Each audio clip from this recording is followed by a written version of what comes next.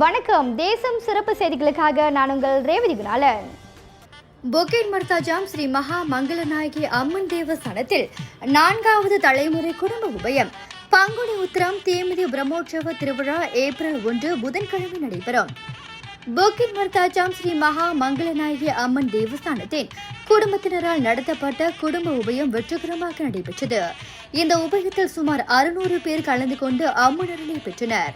இவ்வாண்டு மறைந்த திரு களியபெருமாள் தேவர் அவர்களால் தொடங்கப்பட்ட இந்த புனித பாரம்பரியம் 4வது தலைமுறையை எட்டியுள்ளது. பின்னர் இந்த பாரம்பரியத்தை அவரது மகன் மற்றும் பேரன் மறைந்த திரு கணேச தேவர் PPN PJM மற்றும் திரு தியாகராஜன் தேவர் PBS அவர்கள் தொடர்ந்து கொண்டு வந்தனர். தற்போது இந்த மரபை அவரது முதற் பிறந்த மகன் திரு மோகன்ராஜ் தேவர் அவர்கள் மற்றும் குடும்பத்தினர் பெருமையோடு தொடர்ந்து வருகிறார்கள்.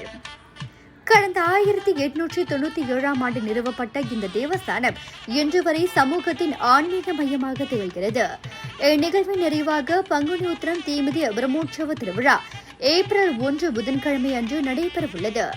அனைத்து மலேசிய மக்களும் பங்குனி உத்திரம் திருவிழாவில் கலந்து கொண்டு ஸ்ரீ மகா மங்களநாயகி அம்மன் அவர்களின் அருளை பெற அன்போடு அழைக்கப்படுகிறார்கள். இத்துடன் இன்றைய செய்திகள் நிறைவடைகின்றன. மேலும் பல ஆன்மீக செய்திகளை தெரிந்து கொள்ள தேசம் டிவி மலேசியா யூடியூப், டிக்டாக் மற்றும் இதர சமூக வலைதளங்களை பின்தொடருங்கள். உங்களிடமிருந்து விடைபெறுவது நான் உங்கள் ரேவதி குணாலன். மக்களோடு தேசம், தேசத்தோடு மக்கள். நன்றி, வணக்கம். ஒரு வீட்டுக்கு ஒரு பட்டதாரி எனும் நிலை போய் ஒரு வீட்டுக்கு பல மருத்துவர்களை உருவாக்கும் நடவடிக்கையில் இறங்கியுள்ளது எய்ம்ஸ் பல்கலைக்கழகம்.